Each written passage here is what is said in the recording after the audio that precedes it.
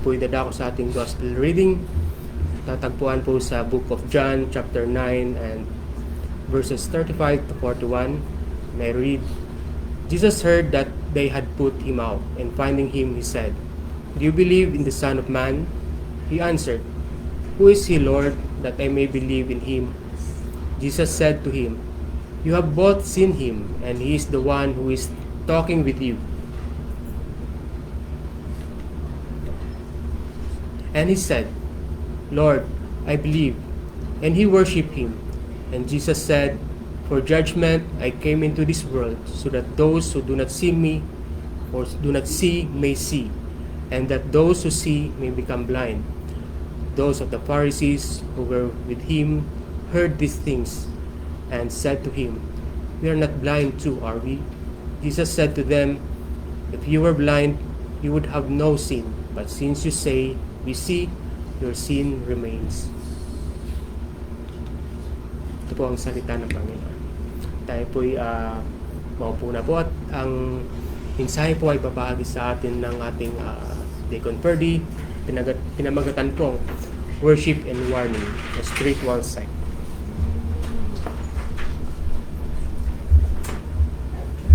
Samahan niyo po ako muli sa isang maikling panalangin. Ama naming Diyos, banal, dakila, makapangyarihan sa lahat, Panginoon.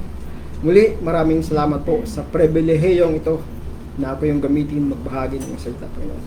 Alam ko pong di akong karapat-dapat na maghayag ng mga salita, Panginoon. Bagkus ang iyong biyaya lamang ang nagbigay sa akin ng kakayahan para maghayag ng iyong mga salita, Panginoon. Lord, muli, wala po kaming mabalik sa iyo, kundi purihin ka at pasalamatan sa pangalan lamang ng Jesus. Amen. Bago ko po simulan ang mensahe, ay iwanan ko po sa inyo ang basahin ko lang po sa inyo ang sinasabi po dito sa Hebreo chapter 12 verse 2. Ang sabi po dito, ituon natin ang ating paningin kay Jesus na siyang pinagmulan at kabuuan ng ating pananampalataya. Dahil sa kagalakang naghihintay sa Kanya, hindi niya ikinahiya ang mamatay sa cross at siya ngayon nakaupo na sa kanan ng trono ng Diyos. Sinasabi ko lang po to na sa Panginoong Hesus lamang po tayo tumingin, huwag po sa akin kasi ako po isang lubos na makasalanan. Kaya sa Panginoon lang po tayo tumingin. Actually, talagang di po ako marunong sa PowerPoint. In-encourage lang ako ng isa nating kaibigan na gumamit ng PowerPoint. Kaya talagang nangangapa sa dilim. Ang title po ng ating mensahe for today is Spiritual Sight, Worship, and Warning. Ito ay 7 verse lamang po, kaya in-expect natin na maikse, pero habahan pa natin. Alam ko pong may allotted time lang tayo na as long as possible ay matapos natin within the time frame ang mensahe. May dumaan po sa FB page ko ang isa din siyang preacher. Tinanong po siya kung gaano ba daw ba katagal ang sermon. Ang sagot po ng preacher na yon, kung kailan matapos. May hawig din po ang sagot ng ating isang bisita. Kasi po may iba pa siyang oras at commitment. Sabi ko po sa kanya, pwede ka naman umuwi pag dumating ang takdang na oras na yon. Ang sagot din po niya, uuwi ako hindi ako uuwi hanggat di tapos. Para po din na humaba, kasi time consuming din yon. Para po sa ating introduction, ang sabi po, what is worse, being blind in the eyes or being blind in the heart?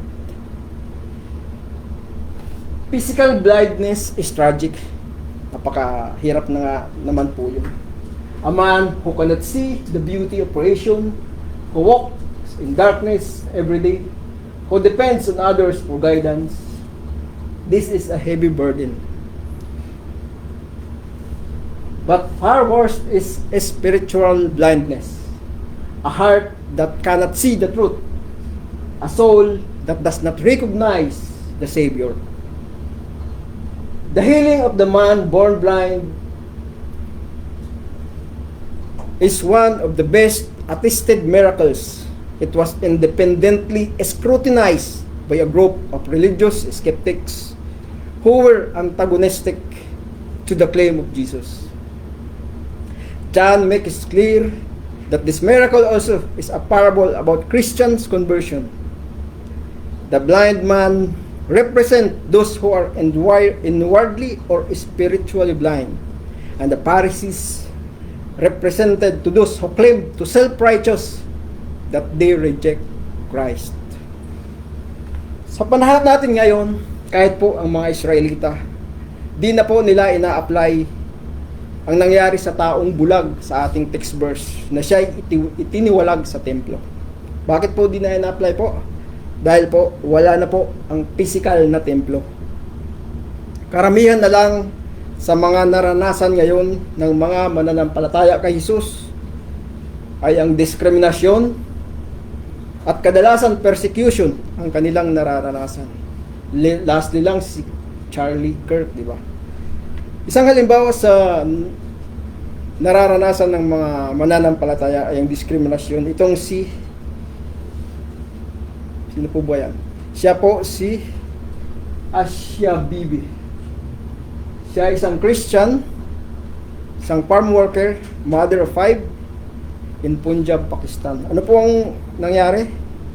In 2009, she was accused of blasphemy after drinking from the same cup as Muslim woman while working in a field. She was sentenced to death by hanging in 2010 under Pakistan blasphemy laws. He spent 8 years on death row in solitary confinement. Sa 8 taon po na yun, mababasa po natin na napakahirap ng pinagdaanan niya sa kulungan na yun. Ang naging resulta po,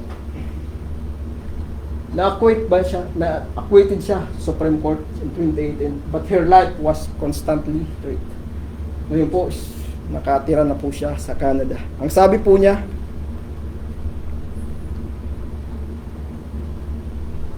I forgive those who accused me, I pray for them.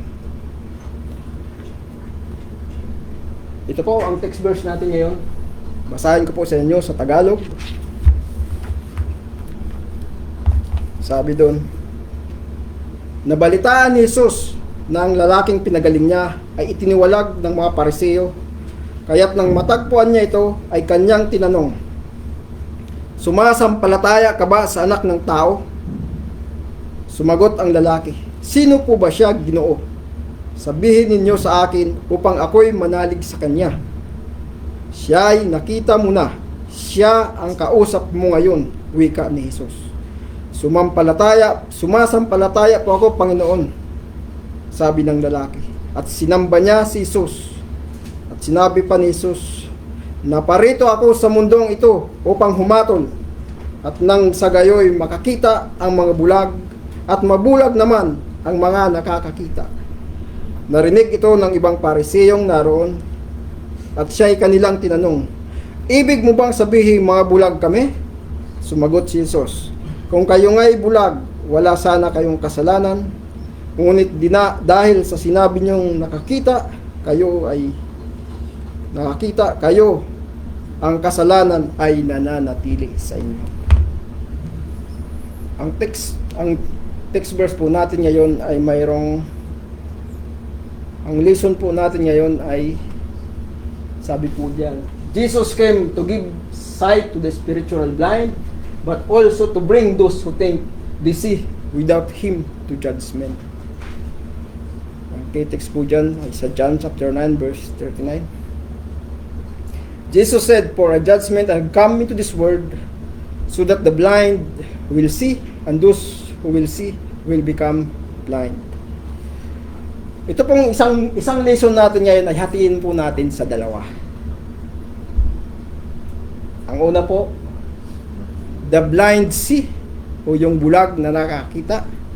Ang pangalawa po, yung the seeing blind, o yung nakakakita na bulag. Himayin po natin ang dalawang section na ito.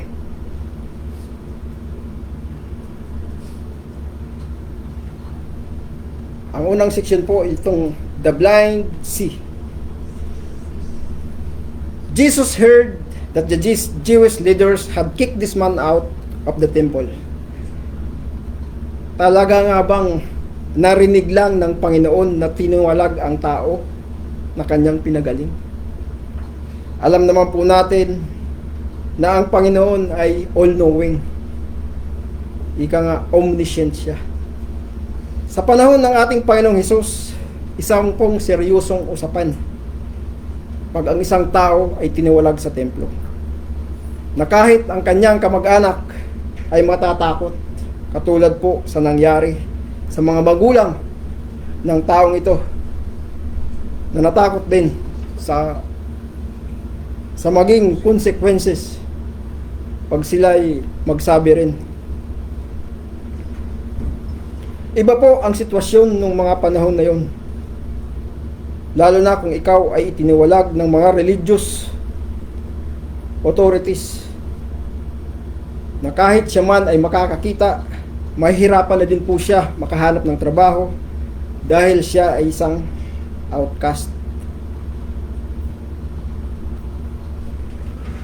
Pero dito rin ang time na kung saan itong taong pinagaling ng ating Panginoong Hesus ay nasa labas na ng templo, marahil kung ano na ang inaisip niya, dahil isa na siyang outcast. Yan din po ang time na natagpuan siya ng ating Panginoong Hesus.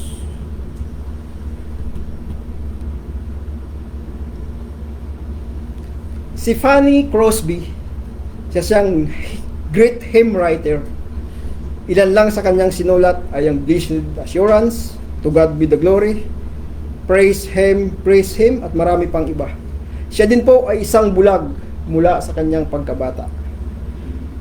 Yet she wrote over 8,000 hymns.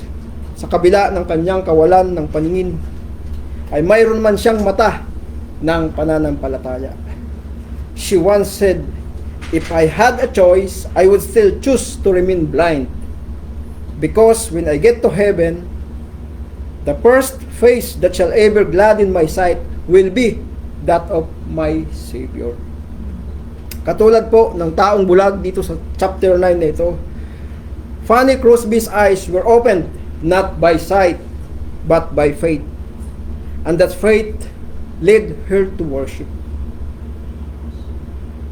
Itong unang seksyon na to ay mayroong 5 aral.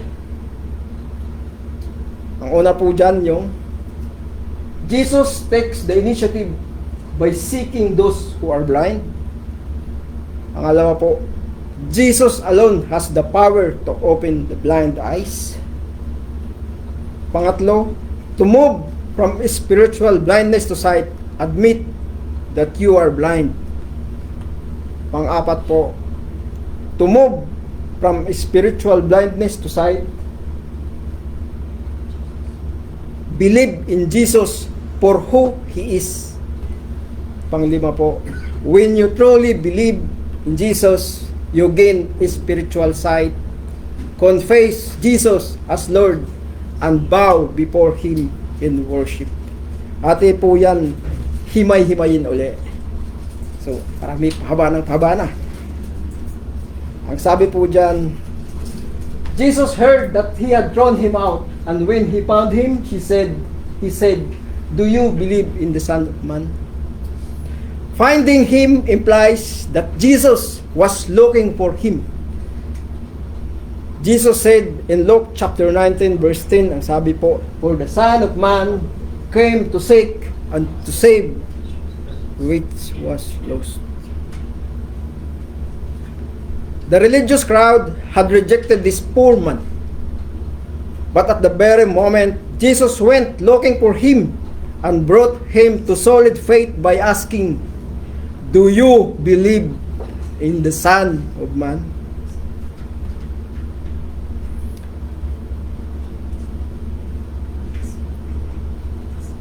The Bible repeatedly stresses that if you believe in Jesus, it is not because you came up with the idea first and went looking for Him. Rather, God chose you in Him before the foundation of the world. Ephesians chapter 1 verse 4 po. He sought you when you were dead in your trespasses and sins, and granted saving faith to you as His gracious gift. Sabi po sa Ephesians 2 verses 1 to 9. Thus our salvation is to the praise of the glory of His grace. Sa Ephesians 1:6. But if you choose Him before your own free will, then you can share the glory of your salvation. At kung mangyari yun, pwede ka pang magyabang kasi po may ginawa ka sa iyong kaligtasan. But if He choose you apart from anything meritorious in you, then He gets all the glory. Sabi po sa 1 Corinthians chapter 1, 26 to 31. Pangalawa po, ang sabi doon, Jesus alone has the power to open blind eyes. Sabi po dyan, opening the blind eyes is God thing.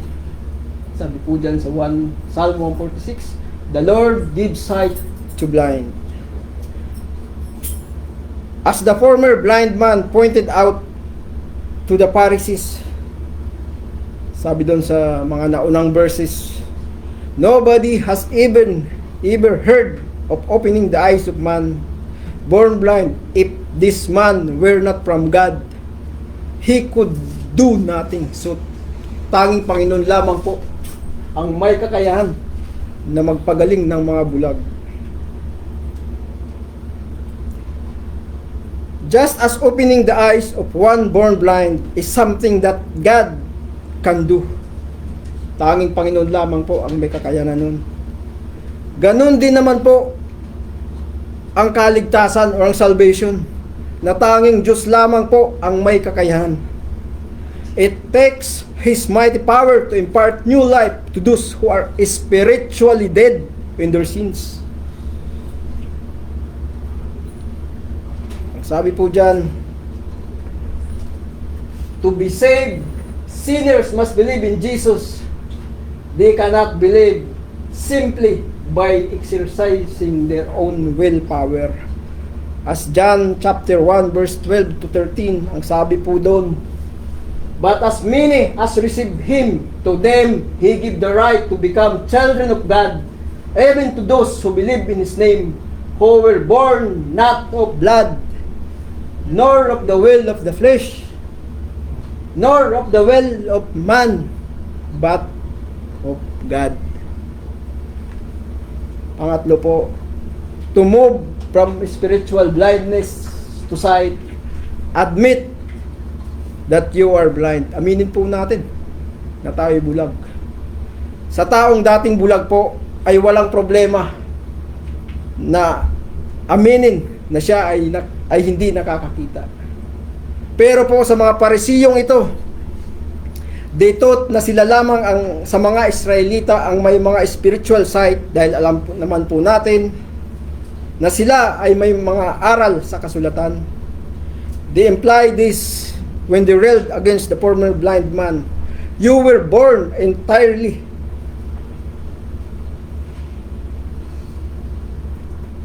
Sabi doon, you were born entirely in your sins and you are teaching us. Sabi dyan, one of the main things that keeps people from gaining spiritual sight is that they refuse to admit that they are blind. They think they are good enough to qualify for heaven.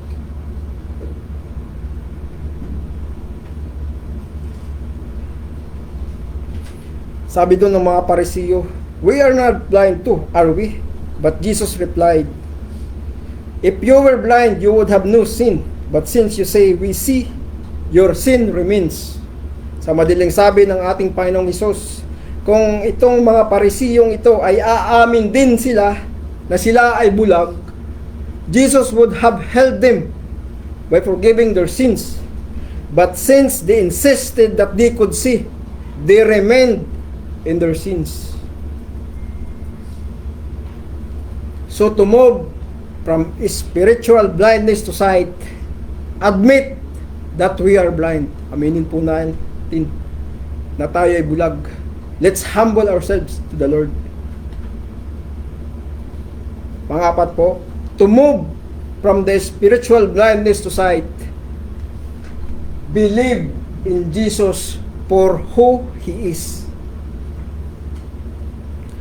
Ang tanong po ng ating Panginoong Hesus sa dating bulag na ito ay isa din pong napaka-importanting tanong na kailangan natin sagutin. Ang tanong na, do you believe in the Son of Man? Kailangan din natin sagutin ang katanungan na yon ngayon or at the judgment na kung saan huli na ang lahat. Bakit natin kailangan masagot na ngayon na? Kasi po, di natin alam ang bukas. Our eternal destiny hinges on answering the question rightly. Do you believe in the Son of Man? But to answer it rightly, ang sabi po dyan, answer these three questions. Pahaba na ng pahaba. Kanina, 2 lang. Naging 5. Ngayon, may 3 pa uli. Sige lang. Ang unang tanong po ay, who is the Son of Man?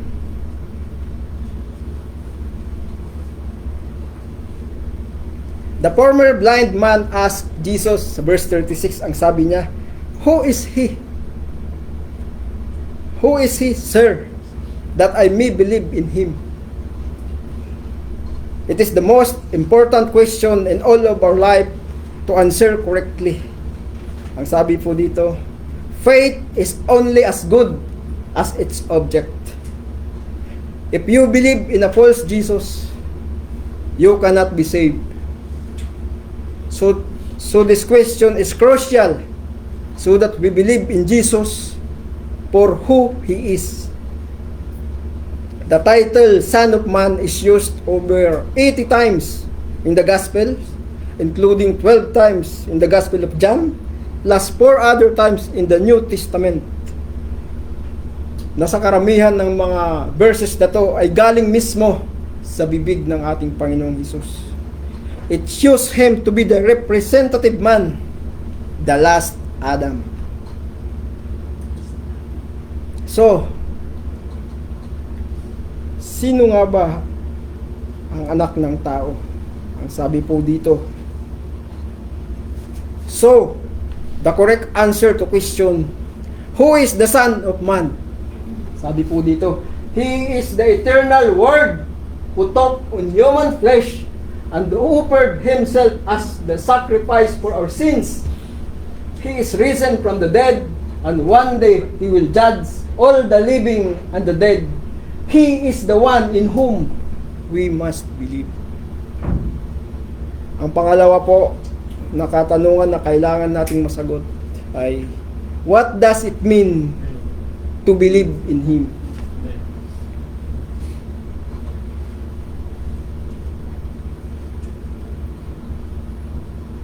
Sabi po dyan, it means to trust Jesus to do what He promised to do. Kailangan natin magtiwala sa pangako at sinabi ng Panginoon. Katulad po ng Samaritan woman sa John chapter 4 verse 10. At katulad din ng pagtitiwala ng royal official na ang anak ay may sakit sa John chapter 4 verse 50. Sabi ni Jesus doon, go, your son lives. Nagtiwala po agad ang official na yon. Katulad din sa taong bulag dito sa ating verse, nung sinabi ng ating Panginoong Hesus, go to the pool of Siloam and wash. He washed at nakakita po siya. Sabi dyan, Jesus promised to give eternal life to whoever believes in Him. Maraming kabisado na ang verse na yan. To believe in Him means that we stop believing in our own good works as the way to heaven, katulad ng mga Pariseo. To believe in Him means to admit that we are sinner and to trust that His death on the cross will atone for our sin.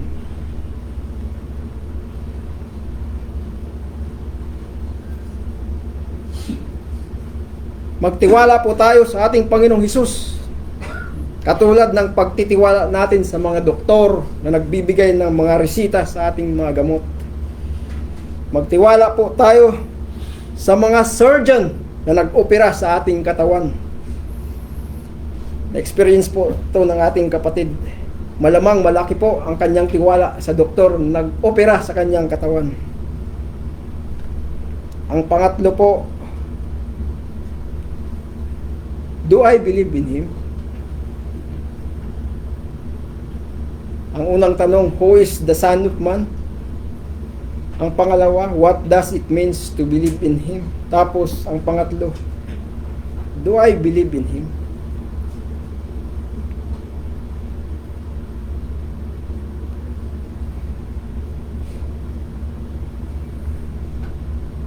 The blind man has obeyed Jesus implicitly by going to the pool and washing. He miraculously experienced having his eyes opened, but he still needed to answer the question, do you believe in the Son of Man? So wag po natin isa walang bahala ang katanungan na do you believe in the Son of Man? Para sa atin po din ang katanungan na yun. Marahil iniisip natin palagi na ako naman po ay nagsisimba. Ang iba po sa atin ay lumaki sa church.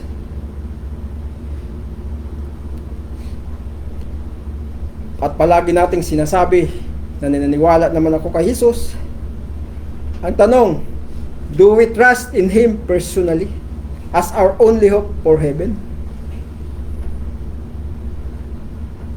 Perhaps you have always tried to obey the Bible's teaching and leads a moral life. Napakaganda po nun kung ating masusunod. But do we believe in Jesus as our Savior from our sin?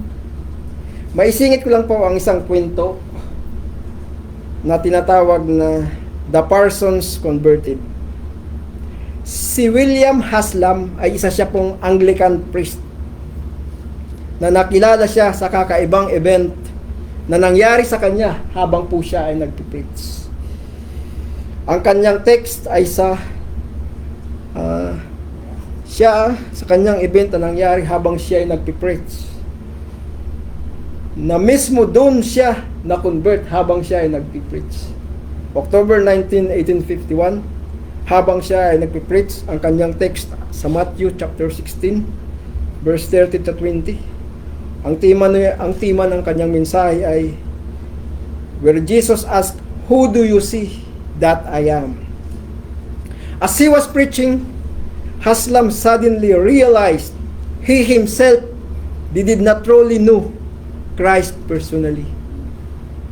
Sa tagpong iyon, sinasabi na the Holy Spirit opened his heart and he was converted while preaching his own sermon. Paano nangyari? Napansin po siya na may nakapansin sa kanya na isa ring preacher na nag-iba ang kanyang parang aura habang siya ay nagpipreach.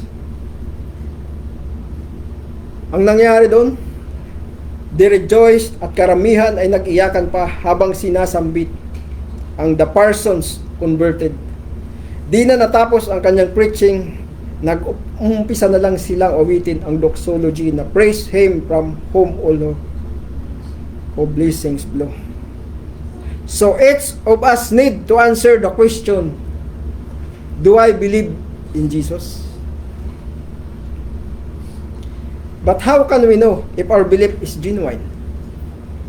Alam naman natin na kahit sa Panoong Hesus, marami po ang naniwala nung makita nila ang mga himala, nung mabusog sila, nung pinakain sila. Marami din po ang nag-profess ng pananampalataya nung panahon na yun, pero kalaunan ay tumalikod din po sila. Ang sabi dito sa panglima nating lesson, when you truly believe in Jesus, you gain spiritual sight, confess Jesus as Lord, and bow before Him in worship.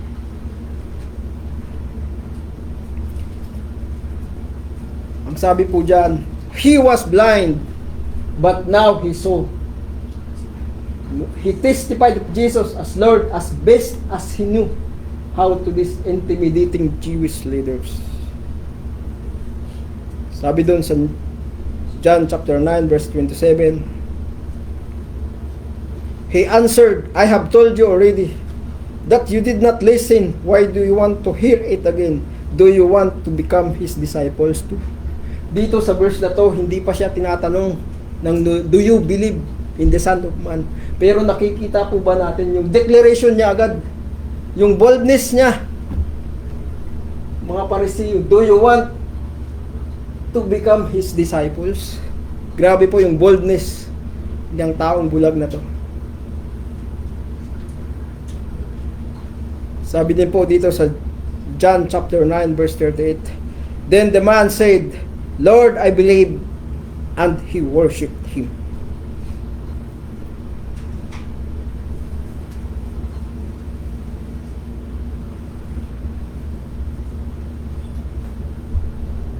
Sabi po dyan, he confessed Jesus as Lord as he bowed before Him in worship.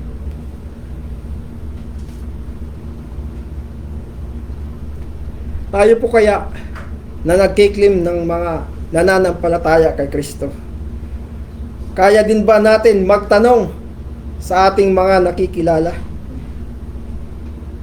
ng do you believe in the Son of Man? Or kung mas may courage pa ba tayo na magsabi na do you want to be a disciple of God? Sa tagpong ito, marahil di pa lubusang nauunawaan ng taong bulag na ito na ang Panginoong Hesus ay nagkatawang tao. But he was giving Jesus far more honor than one would give to an ordinary man or even to a prophet. Masasabi din po ba natin na one thing I don't know, that though I was blind, but now I see. Do we openly confess Jesus as our Lord? Do we bow before Him in worship, not just outwardly, but in spirit and in truth? Those are some of the marks of genuine saving faith. Kung tayo nga ay talagang alagad ni Kristo, ipagsabi din natin sa iba, ika nga, imarites po din po natin sa iba ang Panginoong Hesus. But sadly, the story does not end there. With the blind man seeing, it goes on to warn us by showing that there are some who think they see, but they are really blind. Yan po ang babala sa taong bulag na to, na minsan tayo nga'y nakakakita, minsan tayo ay binubulag sa ating natural na kaalaman.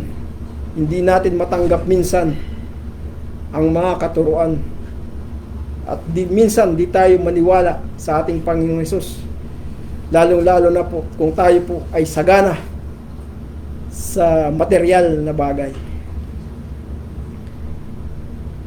Ang bilis lang po, yung pangalawang seksyon agad. Ang sabi po doon, the seeing blind. Jesus came to bring those who think they see without Him to judgment. Jesus didn't come primarily to judge. Sabi din po yan sa John chapter 3 verse 17. Ang sabi doon ay sa John chapter 3 verse 17, alam naman po natin yan. Sabi doon na Jesus didn't come primarily to judge, but His presence reveals the heart. He is the dividing line.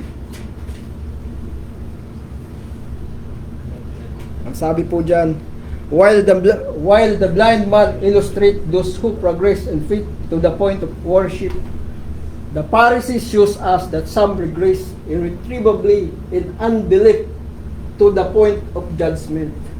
Jesus has already warned them sa John chapter 8 verse 21 and 24 that unless they believe in Him, they would die in their sins.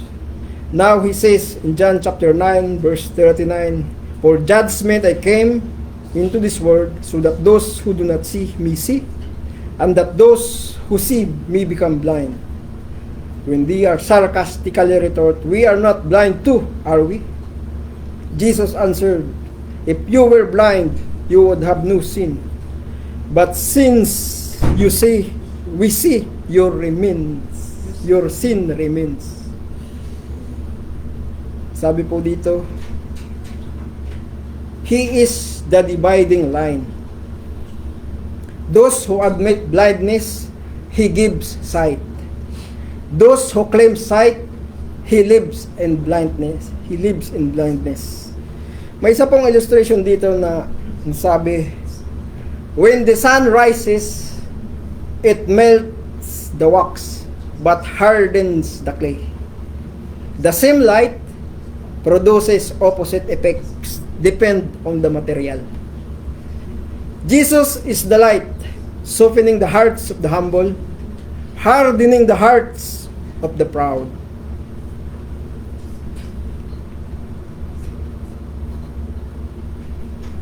Sana. Sana. Araw. Ha?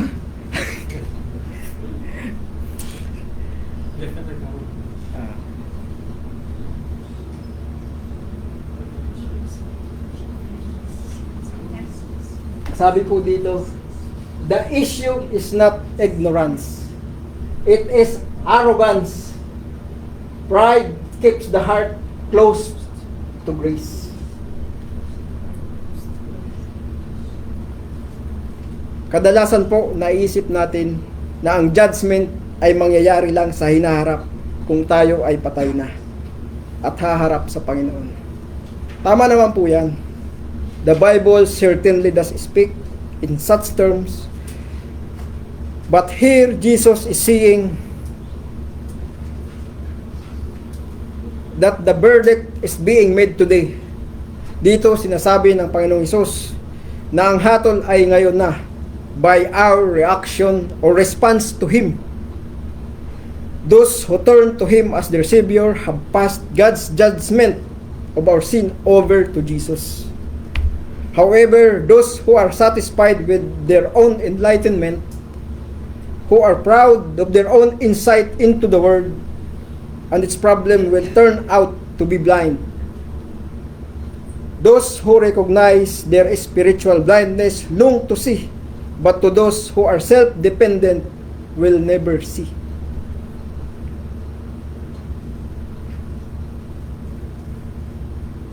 Tandaan po natin that Jesus says this message is for the whole world and not for the Jews only. Sabi po dito, everyone is being judged according to their response to Jesus as He questions us today. Do you believe in the Son of Man? We are either on the road to life or on the road to destruction dahil wala pong ibang daan, dalawa lamang po. This is one of the horrific separation that Jesus describes in the Gospel.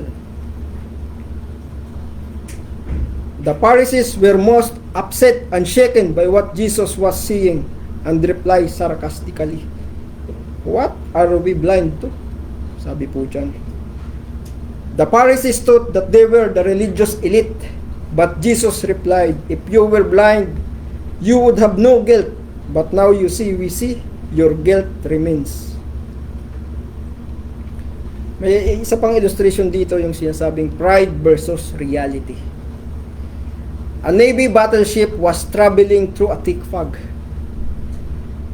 The captain saw a light ahead and ordered, sabi po ng kapitan, "Alter your course 10 degrees south." Sumagot naman po yung kabilang, sabi, "Alter your course 10 degrees north." Nagalit ngayon yung kapitan. "I am a battleship. Change your course now." Sumagot ng kabila, "I am the lighthouse. Your call." Lighthouse pala yung kausap niya. Kaya siya pinapano. Kaya siya pinapabago.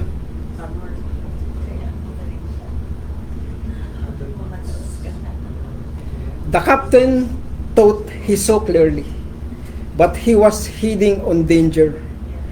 Only humility could save him. The Pharisees were like a battleship, confident, proud, but blind. Under pride, brute judgment. Ang tanong po dito, do you come like Christ?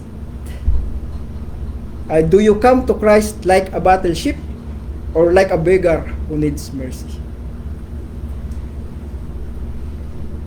Tanong uli. Ang sabi dyan sa katanungan, do we really believe in the Son of God? Ang sabi po dito, faith grows as revelation increases.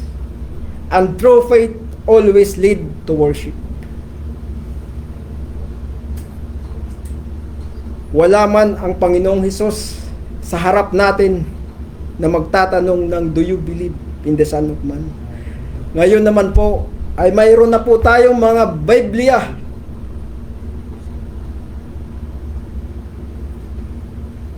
na tayo'y patuloy na pinapakita ang ating Diyos na buhay. Ang tanong po, binubuksan pa ba natin ang ating mga Biblia? Ang sabi pa dito, the true faith leads to worship. Katulad po ng taong bulag na ito, matapos siyang tanungin ng ating Panginoong Hesus ng do you believe in the Son of Man? Ang kanya pong katugunan ay ang sabi niya, Lord, I believe, and he worship. Makita po natin dito sa chapter 9 yung natural progression of faith ng taong bulag na to. Sa verse 11, makita natin ang pagkakilala lang niya. Ang sabi, the man called Jesus. Tapos ang pangalawang pagkakilala niya sa Panginoon, he is a prophet. Sa verse 17. At pangatlo, he is from God. At sa verse 38, nung tinanong na siya, Lord, I believe, and worship Him. Tayo po kaya, nasaan na po kaya tayo sa ating pananampalataya? Nandito rin po, nandito pa ba tayo sa the man called Jesus? O minsan, tayo pa rin ba ay nandito sa yung pagkamangha na tayo ay pinili ng Panginoong Hesus? Kailangan po natin mag-progress katulad nitong taong bulag na to. Napaka bilis ng kanyang progression sa kanyang pananampalataya. Ang sabi niya yan, Lord, I believe, and he worship Him. Paano nga ba tayo mag-worship sa ating Panginoon? How to worship God? Mayroon po itong 100 na halimbawa. Ang una po dyan, worship in spirit and in truth. Genuine worship comes from the heart and aligns with God's truth. Sa John 4, verse 24. Pangalawa po, paano natin mawo-worship ang Panginoon ay through obedience. Obeying God's commands is more pleasing to Him than rituals. Ang sabi po dyan sa verse, to obey is better than sacrifice. Tayo po ba, nasaan na po ang part ng obedience natin sa Panginoon? Ang pangatlo, praise and thanksgiving. Worship through gratitude and praise. Sabi po dyan. Sabi sa Psalm 100, enter His gates with thanksgiving and His court with praise. Patuloy po tayo lagi magpasalamat. May pinaalala sa amin ng kapatid namin sa Wednesday group namin, always say thank you. Ang apat po, offering our bodies. Ang sabi po dyan, present ourselves as living sacrifices holy to God. Ang verse sa 12 verse 1, offer your bodies as living sacrifice for the pleasing of God. Ililiteral ko lang po ito offering our bodies. So kailangan po natin alagaan ang ating mga katawan para mapupurihan ng Panginoon. Kasi mapupurihin ba natin ang Panginoon kung tayo pipilay-pilay na, tumataas na ating mga sugar, mapupurihan pa ba ang ating Panginoon? Yes, I did. Panglima po, community worship. Ito po yung ginagawa natin ay kabilang sa mapapapurihan natin ang Panginoon. Sabi diyan, gather with others to worship and encourage each other sa Hebrews 10:25. Let us not give up meeting together, but encourage one another.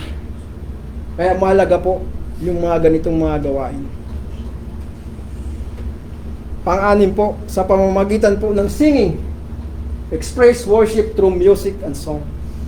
Psalms 95 verse 1 and 2. Let us sing for joy to the Lord. Let us shout aloud to the rock of our salvation.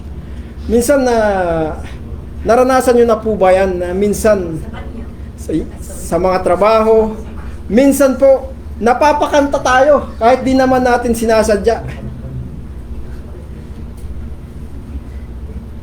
Pang-pito po, ang sabi, love God and others. Ito po ang sabi dyan, loving God and others is the greatest form of worship. Ang sabi dyan sa Matthew chapter 22, 37-39. Love the Lord your God with all your heart and love your neighbor as yourself. Alam niyo po mga kapatid, itong love God and others, napakahirap po sa akin to. Kasi napakahirap po talaga. Kasi yung immediate na neighbor ko, talagang mahirap mahalin eh. Kasi paano pa ako maglalab sa mas malayong kapitbahay kung sa aking immediate na kapitbahay, sabihin ko ng aking asawa, ay di ko minsan minamahal. Pero nagmahal ko din po siya, di lang halata. Sabi po ng ating kapatid na Dani, na yung mensahe ng ating kapatid na Dani, yun ang tumimo po sa akin.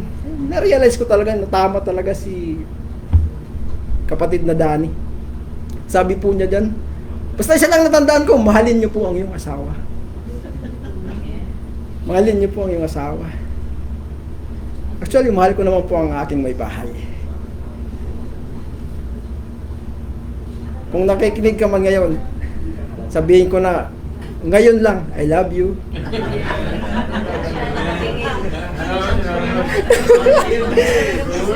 Replay. Pangwala po, ang sabi po dyan, spirit-led living. Sabi po dyan, led by the Holy Spirit, avoiding fleshly desires. Sa Galatians chapter 5 verse 16. Walk by the Spirit and you will not gratify of the flesh. So yun po ang mga ilan lamang po sa halimbawa kung paano natin mapapurihan ng Panginoon. Kung tayo nga po ay genuine na mananampalataya sa Kanya. Wow, pinakakahintay ng lahat. Conclusion. Wow. Ang sabi po dyan, our eternal destiny hangs on our response to Jesus' question, do we believe in the Son of Man? Sa Bible study pa lang po, alam na po natin na kung bakit po tayo makakapag-response sa tanong na po. Sa Bible study pa lang. Dahil busog na busog agad tayo sa Bible study pa lang po. Our eternal destiny hints or response to the question, do we believe in the Son of Man? Sabi po dyan, let us join the former blind man by responding, Lord, I believe, and fall at His feet in worship. Ngayon po, kayo naman po ang aking tatanungin. Do you believe in the Son of Man? Pwede po kayong sumagot. Kung amen po ang iyong kasagutan, maaari ko po bang kayong anyayahang lumuhod? Let us kneel down to God in prayer, tayo po lumuhod, mga kapatid. Tayo po yung mga lumuhod bilang panalangin.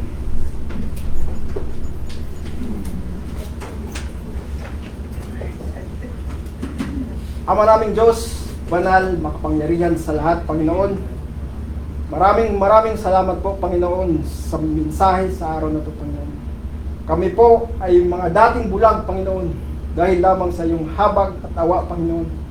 Kami po ay binigyan ng spiritual sight, Panginoon, na di namin kayang gawin para sa aming sarili, Panginoon.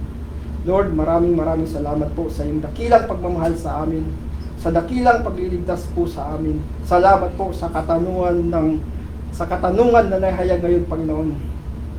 Salamat sa iyong awat habag, Panginoon. Lord, di po namin kayang sumagot ng Lord, I believe, but through you, Panginoon, nakakasagot po kami, Panginoon. Lord, muli, wala po kaming may balik sa iyo. Hindi purihin ka at pasalamatan sa pangalan lamang ng Jesus. Amen. Amen.